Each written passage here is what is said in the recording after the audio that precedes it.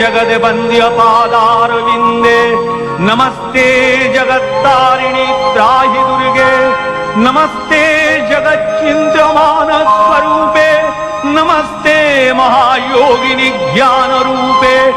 नमस्ते सदानंद स्वरूपे